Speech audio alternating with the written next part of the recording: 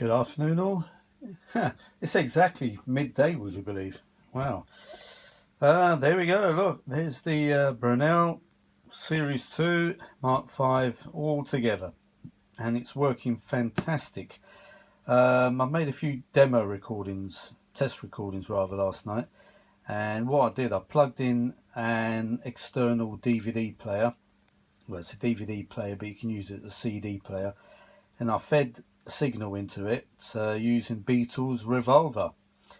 And although it's stereo, I've got this special little combiner, it's a little socket, and it combines the two stereo signals to one mono signal. So I made a tape, but I can't play it because I'll get a copyright immediately on it. All Beatles stuff, all heavily copyrighted. But there we go, look, there's all the head covers in position. The Brenell writing should say Brenell there, can you see it? Just about, it's worn away, but remember, this machine is from 1959. Exactly, and the reason why, when I look closely on the meter, the heating's coming on, it's freezing here today. Right, let me see if you can see this, right? See if you can see the date there on the meter. There we go. The meter, what's that? Test 1000 volts, this can measure. Wow. Meter current 1 milliamp. There we go, look at that. 1959.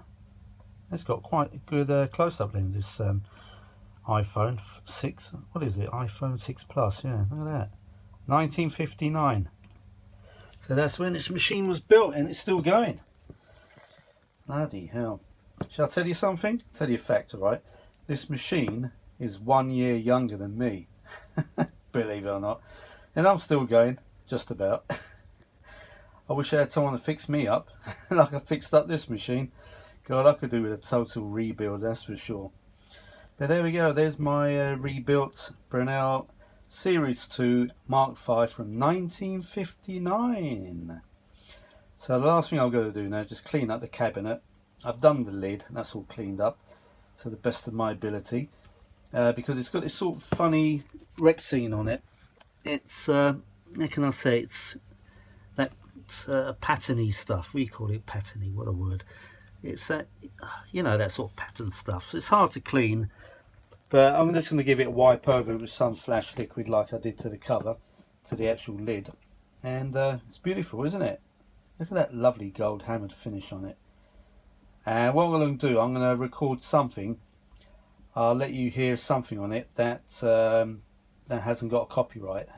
I don't know, I'll have to try, I don't know. Something like, I don't know, maybe Pink Floyd. You get a copyright, but it's not a worldwide ban. Because I've noticed with Beatles songs, you get a worldwide ban on it. So you can't play at all.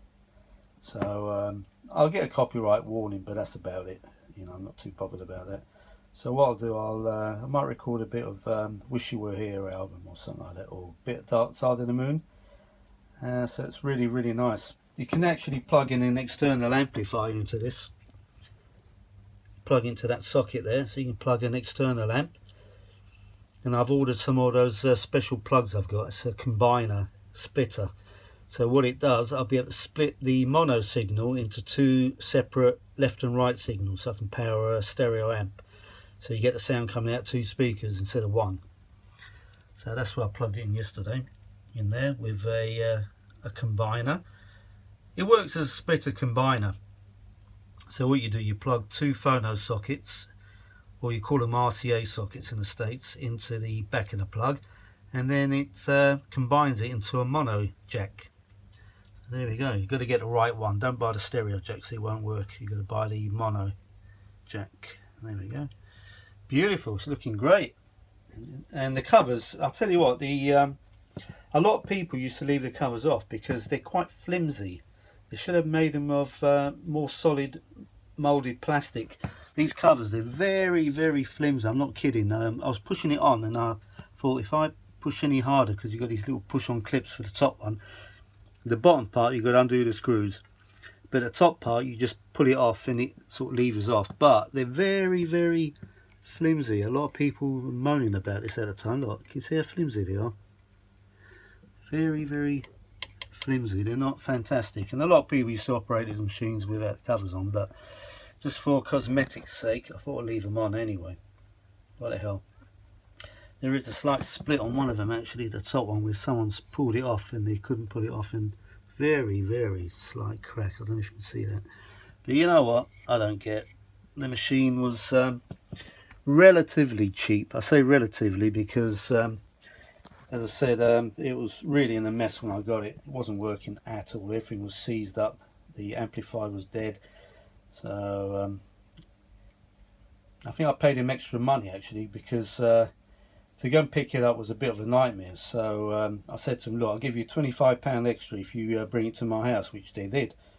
So in the end it cost me 65 quid. I could have had the machine for 40, but I paid him an extra 25 because I worked it out with Uber.